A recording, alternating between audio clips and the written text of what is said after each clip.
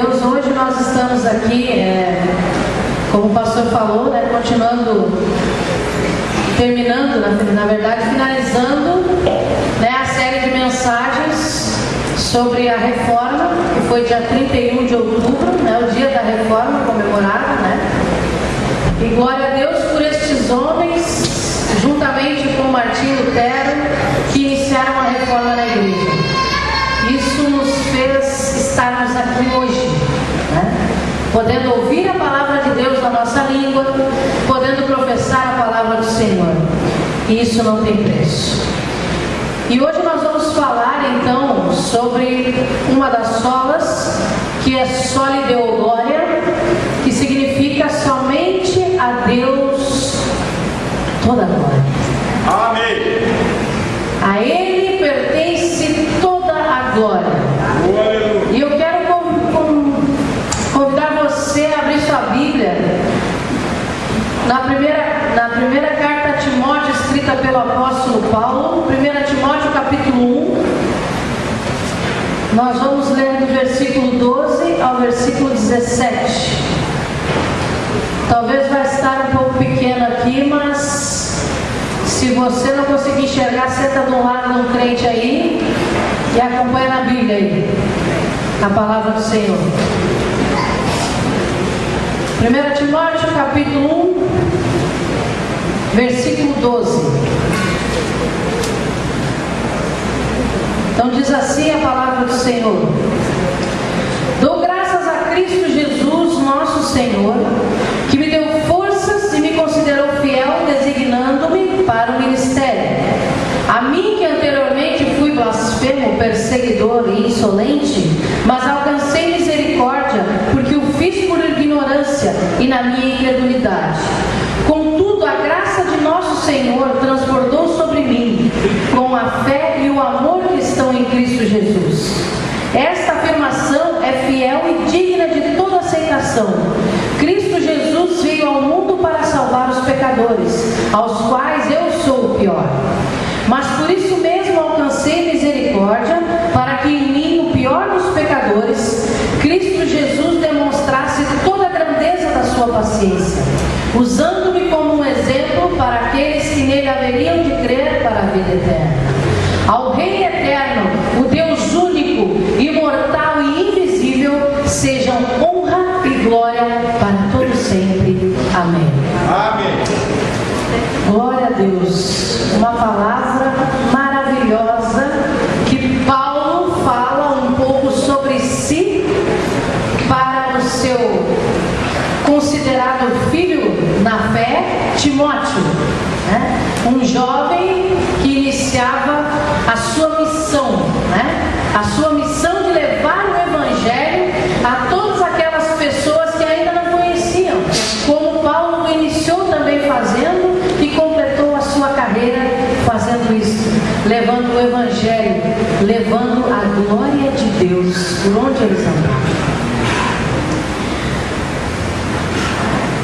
Mas, pesquisando um pouquinho sobre esse termo, Soli Deo Gloria, nós já falamos muito sobre a reforma aqui, o pessoal já está craque, sobre a reforma protestante. Então eu vou só falar um pouquinho em relação a este termo, que significa, como nós vimos, é do latim, significa glória somente a Deus. É o princípio segundo o qual toda a glória é devida a Deus por si só, uma vez que a salvação é efetuada exclusivamente através de sua vontade e ação. Então, tudo que acontece na face da terra, tudo que acontece na vida de todo ser humano é para a glória de Deus. Nada foge ao controle dele. E na verdade, os reformadores protestantes acreditavam que os seres humanos, mesmo santos canonizados pelas igrejas, papas e autoridades, não eram dignos da glória de Deus. Então, uma das questões levantadas na reforma foi essa: não podemos adorar mais ninguém a não ser a Deus. Ele é o digno de toda honra e de toda a glória. Somente Ele merece honra e glória. Então, não se deve jamais exaltar pessoas, seres humanos, por suas boas obras. Ninguém é digno de glória como Deus é digno de toda a glória. Mas o que é a glória de Deus? Eu estava meditando e tem um pastor teólogo muito abençoado chamado John Piper. Se um dia você quiser ver algum vídeo dele, ele tem pregações maravilhosas também. Mas eu digo a você, a melhor pregação é aquela que você estuda no culto. Você pode ter certeza. Porque é naquele momento ali que o Espírito Santo escolheu para estar aqui ouvindo a palavra do Senhor. Amém? Amém. Esse é só daquela horinha de folga. Agora eu estou de folga, eu vou assistir um vídeo para complementar. Glória a Deus. Então ele diz o seguinte, que a glória de Deus é a santidade de Deus colocada em exposição, ou seja, manifestada. O valor infinito de Deus manifestado. Perceba como Isaías muda de santo para a glória. Isso John Piper falando. Ele pega um versículo de Isaías, capítulo 6, versículo 3, que diz: e clamavam uns para os outros, dizendo: Santo, Santo, Santo é o Senhor dos exércitos. Toda a terra está cheia da sua glória. Então, quando a santidade de Deus enche a terra para que as pessoas vejam, ela chama-se glória. A santidade de Deus manifestada reflete a sua glória, a glória de Deus. Amém.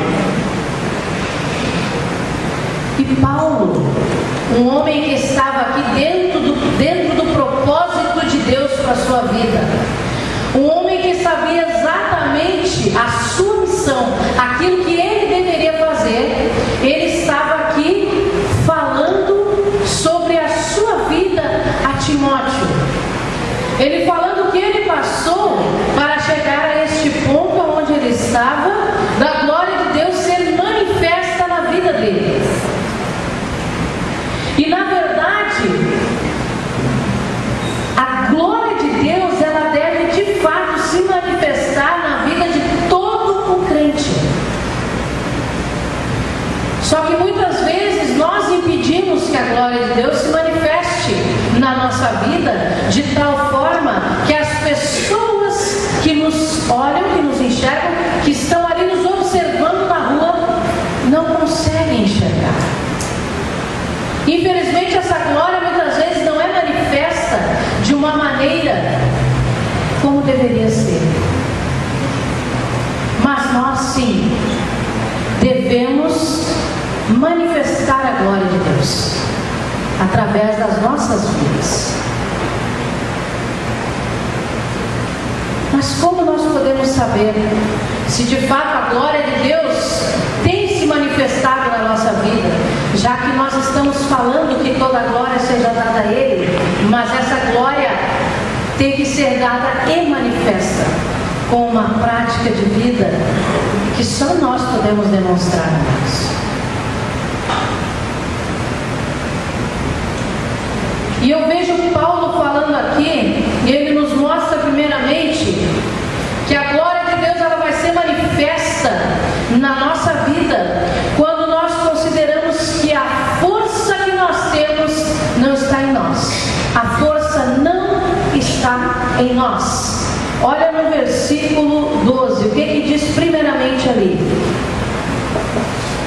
Versículo 12: dou graças a Cristo Jesus nosso Senhor, que me deu forças e me considerou fiel, designando-me para o ministério. Paulo aqui está dizendo que eu dou graças porque a força veio dele e não de mim. Ele está glorificando a Deus quando ele demonstra que a força não vem dele, mas vem do Senhor. Então nada pelas mãos de Paulo, mas sim pelos braços fortes do Senhor. Essa palavra aqui, força, ela é do termo grego chamado endunamu. Algumas palavras força no grego vai ser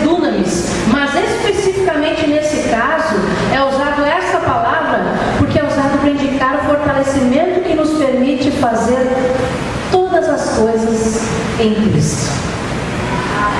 É exatamente essa força.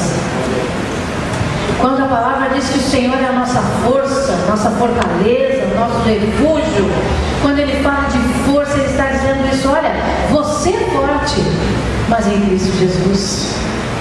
Porque sem Ele, você é um fraco. Paulo também admitiu que ele era fraco. Porque quando ele admitiu que ele era fraco, ele disse: aí é que sou forte. Porque a força do Senhor.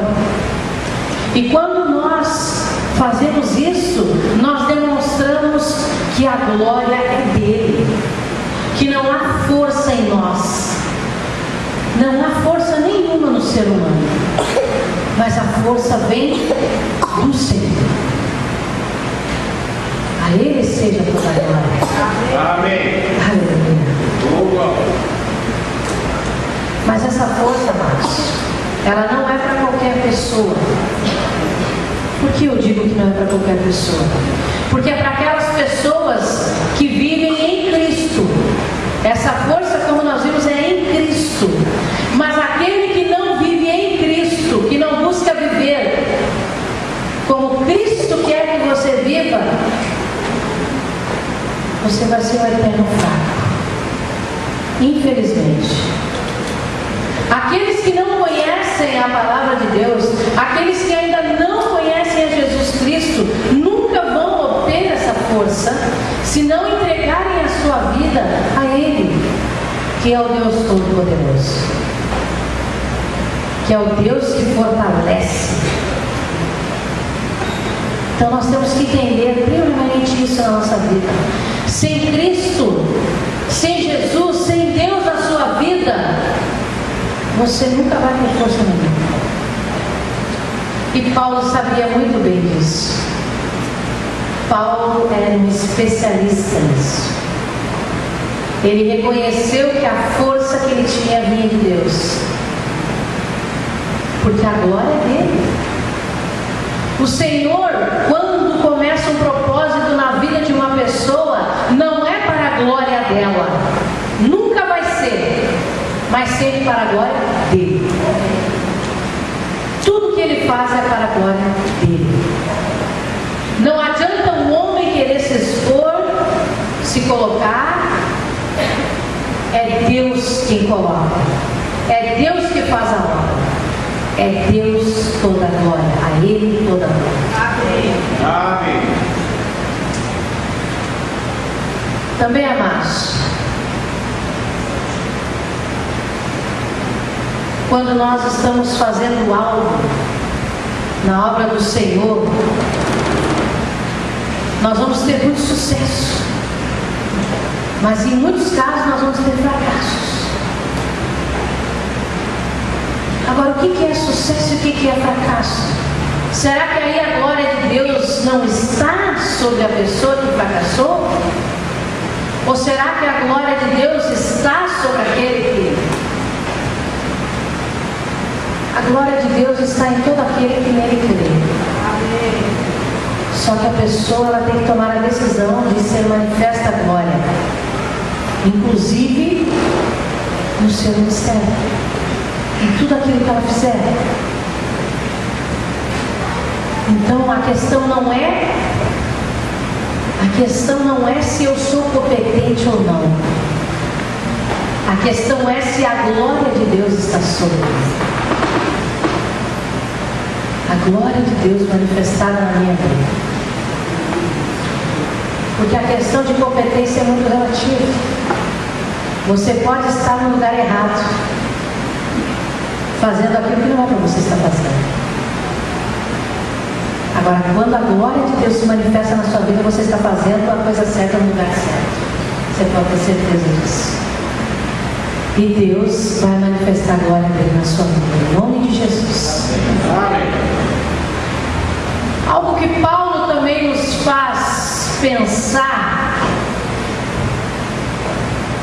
que é uma das maneiras que nós vemos que a glória de Deus é manifestada e que a nossa vida está sendo manifestada a glória de Deus, é quando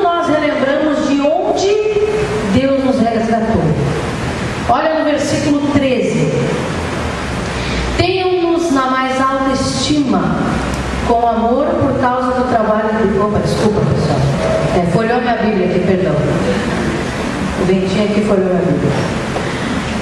A mim, que anteriormente fui blasfemo, perseguidor e insolente, mas alcancei misericórdia porque o fiz por ignorância e na minha incredulidade.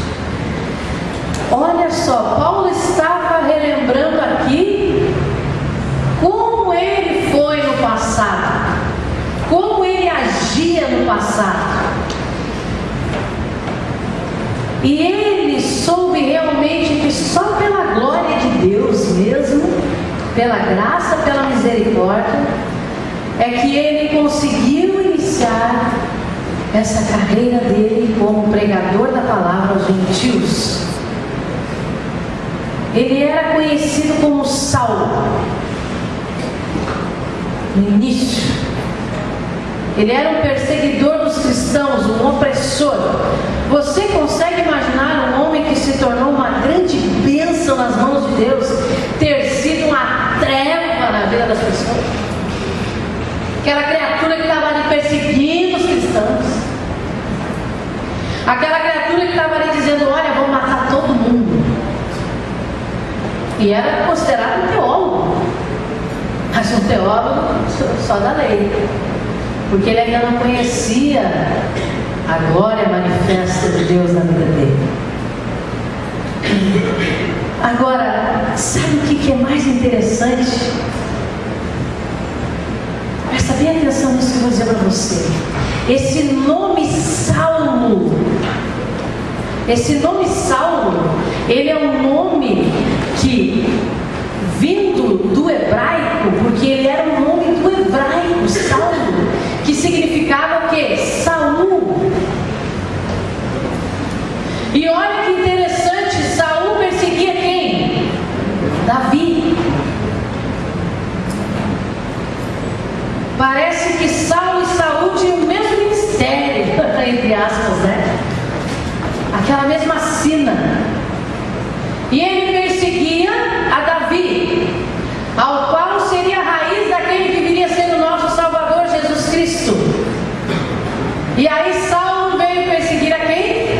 A Jesus. Porque o próprio Jesus, do caminho para Damasco, disse: Saulo, Saulo, por que me persegues? Os dois tinham a mesma missão no passado. Os dois estavam sendo treva na vida de homens de Deus, na vida do próprio Deus. Mas o nome Paulo, ao qual ele começou a ser chamado, era um nome grego, também por causa da sua dupla cidadania. Mas sabe o que significa Paulo? Paulo significa pequeno. Então Deus transformou aquele homem que tinha um nome, de uma origem de um homem que era perseguidor, opressor, e transformou ele em pequeno. Por que ele transformou em pequeno? Para que Paulo sempre lembrasse que a glória de Deus não estava sobre o homem Paulo, mas porque a glória de Deus era dele mesmo, e que a glória dele ele não dá para outro. Então ele disse: Paulo, tu vai ser pequeno. Ele não disse exatamente isso na Bíblia, gente, por favor, não interpretem não. Mas eu fico conjecturando. Paulo, pequeno, para que ele se lembre e nunca se ensoberbeça. Ou seja, não seja soberbo, não seja orgulhoso, não ache que há alguma glória no seu ministério ou naquilo que ele estava fazendo, mas que a glória toda era de Deus. Deus toda a glória. Glória a Deus pelo que Paulo reconheceu que ele era e pelo que ele se tornou pela glória, pela graça, pela misericórdia de Deus. E uma terceira maneira que nós vemos aqui de como a glória de Deus se manifestar na nossa vida é reconhecendo que a manifestação da glória de Deus também é através da fé e do amor. Olha só o que diz no versículo 14. Contudo, a graça de nosso Senhor transbordou sobre mim com a fé e o amor que estão em Cristo Jesus. Ele reconheceu aqui que após ele ter sido este homem perseguidor, a graça de Deus veio sobre a vida dele e ele começou a transbordar com fé e amor que estão em Jesus Cristo. Fé e amor. Uma vida que demonstra a glória de Deus deve estar ligada com a fé e com o amor.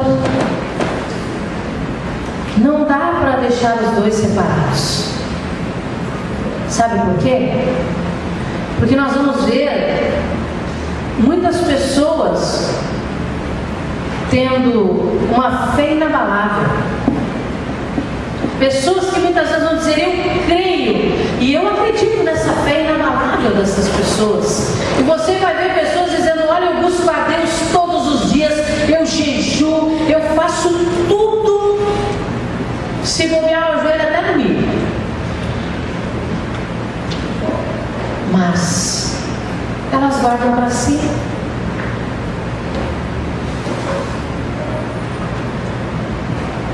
Eu acredito no milagre de Deus, mas eu fico guardado para mim. Não é manifesta essa fé através do amor.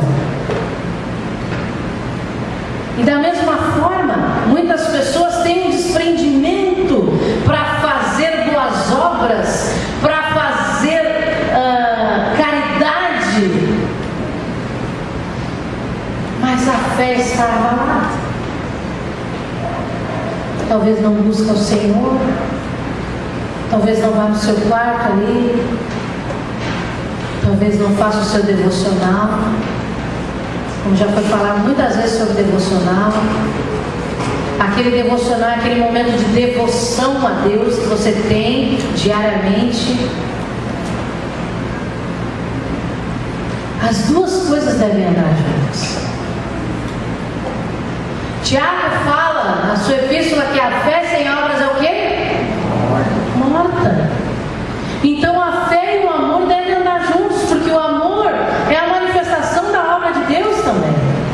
É através do amor que nós temos por Deus e pelo nosso próximo é que a obra de Deus e as boas obras que nós fizermos serão manifestas. Nós temos que entender isso da parte de Deus a nós.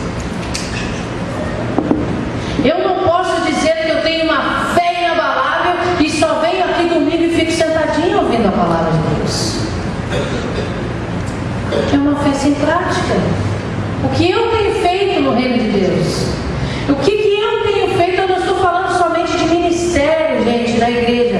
Eu também estou falando do que eu tenho feito lá fora. Eu tenho sido exemplo.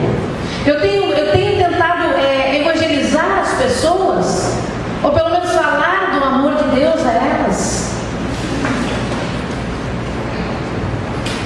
Ou eu tenho guardado essa fé só comigo? Não, eu já estou salvo, tá bom assim. Já tenho meus amigos aqui, a galera, né? Já tenho meu vizinho aqui. O PG tá bom assim, não precisa mais. Precisa. O PG tem que multiplicar. Quando o PG começa a multiplicar, sabe o que acontece? É o amor de Deus manifesto através da tua fé. Você está dizendo assim, olha, aquele meu vizinho lá está indo para o inferno, eu não quero que ele vá, porque ele é muito legal. Mas não só porque ele é legal, mas porque ele também tem que conhecer a glória de Deus na vida dele. Ele tem que conhecer a glória de Deus manifestada na vida dele. E E é por isso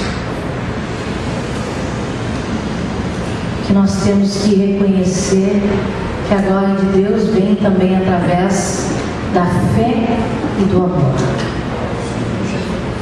Como que está a tua comunhão com Deus? Como tem sido os teus dias com o Senhor?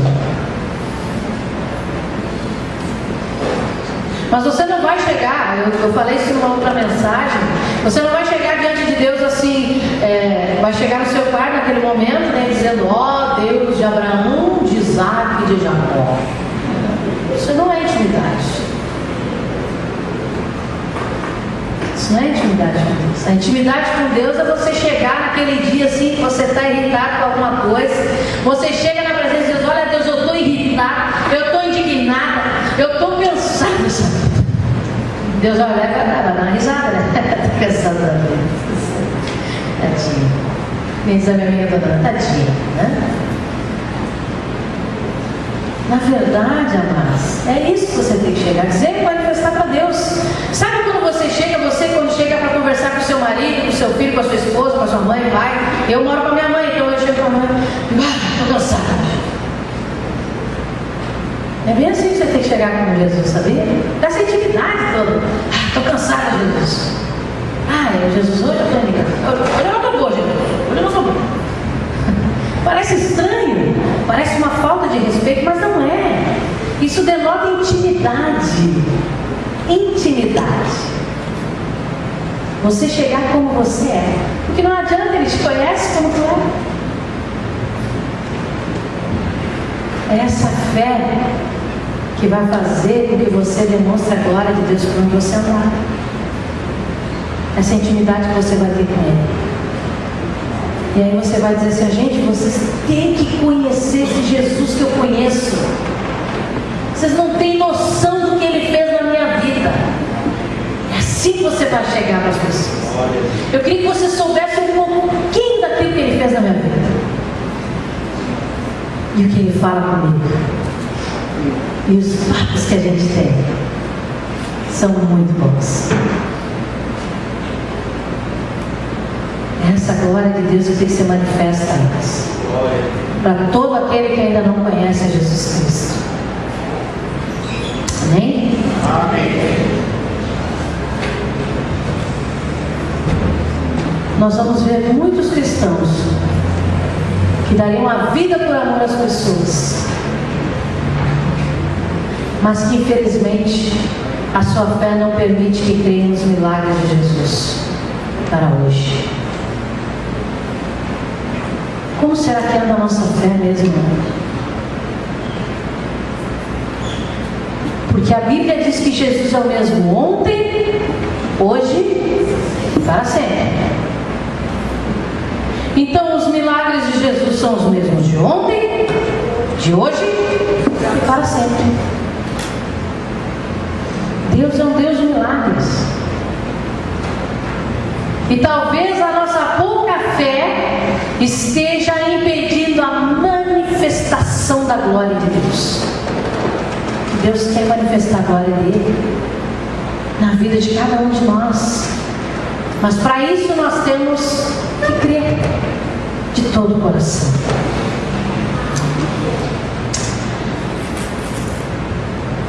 Por último, amados, nós vemos que uma das maneiras de que a glória de Deus seja evidenciada na nossa vida é reconhecendo algo nesse dia de hoje, que é evidenciando a maior manifestação da sua glória, da glória de Deus. Olha comigo nos versículos 15 e 16. Esta afirmação é fiel e digna de toda aceitação. Cristo Jesus veio ao mundo para salvar os pecadores, dos quais eu sou o pior, mas por isso mesmo alcancei misericórdia, para que em mim, o pior dos pecadores, Cristo Jesus demonstrasse toda a grandeza da sua paciência, usando-me como um exemplo para aqueles que nele haveriam de crer para a vida eterna. A maior manifestação da glória de Deus para o mundo inteiro ver foi quando Jesus Cristo foi para a cruz. A entrega de Jesus na cruz por amor a nós, sem sombra de dúvida, foi a maior manifestação da glória de Deus aqui na terra. A morte de um homem tornou-se o maior acontecimento da história da igreja. Através disso, o que aconteceu? O dia escureceu, mortos foram ressuscitados, o véu da religiosidade se rasgou, e a partir daí todo aquele que nele cresce obteria a vida eterna. A maior manifestação da glória de Deus na face da terra fez com que eu e você estivéssemos aqui nesta noite adorando a Deus, o Deus de toda honra e de toda glória. Amém. Aleluia. A maior manifestação.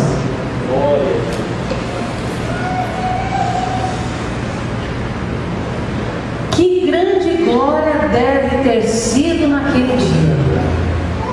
Você já parou para imaginar a cena? Até a questão de Jesus estar sendo levado para a cruz, muitos ali não estavam entendendo, ou então era uma situação normal, né? Um preso indo para a cruz, com mais 2 presos juntos, uma situação rotineira. Mas, quando Jesus entregou o seu Espírito a Deus naquela cruz, aconteceu a manifestação da glória de Deus, onde o Cordeiro levou todo o pecado do mundo sobre si, e aí começou uma manifestação na própria natureza. Coisas sobrenaturais aconteceram. O dia virou noite, porque escureceu, houve uma escuridão, mortos ressuscitando do sepulcro. Você já imaginou você passando aqui no cemitério de Gravataí e as pessoas começaram a sair do túmulo? Você já pensou, você consegue visualizar isso? Era isso que aconteceu. E as pessoas saíram do túmulo, e o véu do templo se rasgando de cima para baixo, e você podendo adentrar a presença de Deus sem sacrifício e sem ser um sumo sacerdote. Quanta glória de Deus manifesta em um dia só, gente.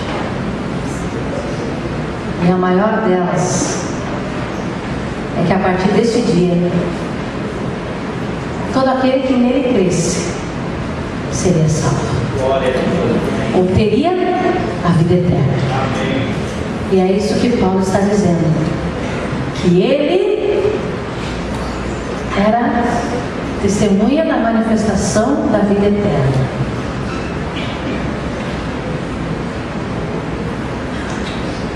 Para que a glória de Deus se manifestasse na vida de cada um de nós, era preciso que isso acontecesse.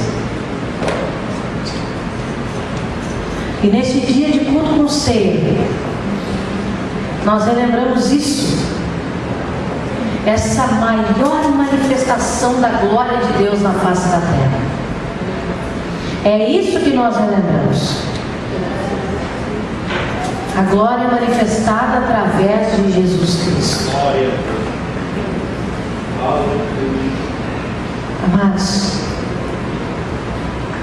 toda vez que nós viemos à igreja cear, nós lembramos disso, porque Jesus diz: fazer isso em memória de mim, em memória dele, de tudo isso que ele fez, dessa grande manifestação da glória de Deus. E Paulo, da sua imensa sabedoria, depois de ter sido esse homem transformado, que a glória de Deus se manifestava na vida dele, onde quer que ele andava. Ele encerra com o versículo 17 dizendo: portanto, ao Rei eterno, imortal, Deus único, sejam honra e glória pelos séculos dos séculos. Amém. Amém. Portanto, ao Rei eterno, imortal, Deus único, sejam honra e glória pelos séculos dos séculos. Amém. Oh, glória. Só lhe deu glória. Somente a Deus seja dada toda a glória. Amém. Porque Ele é o único Deus merecedor. Só Ele merece toda a honra, toda a glória. Só Ele é digno disso. O que é ser digno? É ser alguém que realmente você pode dizer: esse merece. E o meu desejo, e o desejo de Deus, é que a glória dele se manifeste nas nossas vidas. Mas nós precisamos ter estas atitudes de pessoas que manifestam a glória de Deus. Nunca pense que a força está em você, porque a força está no Senhor. Sempre lembre de onde Deus te tirou, de quão treva você era. Talvez você tenha nascido na igreja. Talvez você vai me dizer: olha, eu nunca passei por isso, porque eu me criei na igreja. Mas eu quero dizer para você que a natureza pecaminosa está intrínseca em todos nós, está dentro de cada um de nós. Enquanto Jesus não se manifesta em nós de verdade, nós ainda vamos levar muita coisa ruim nesse mundo. Então lembre de onde Ele te tirou. Lembre disso. Pratique a fé e o amor juntos. Seja testemunha da fé e do amor. Esteja pronto para falar sobre a fé que você tem em Cristo Jesus a qualquer um que você encontrar por aí. E diga a ele: olha, eu amo você, e por isso eu quero que você conheça esse Jesus.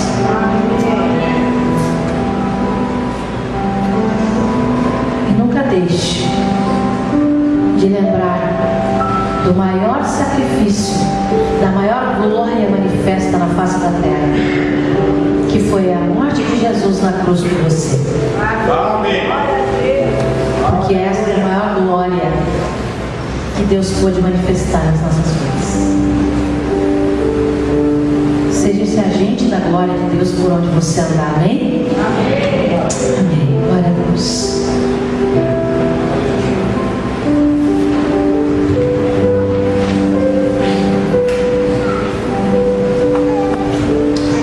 Obrigado, missionário Marcel, por esta palavra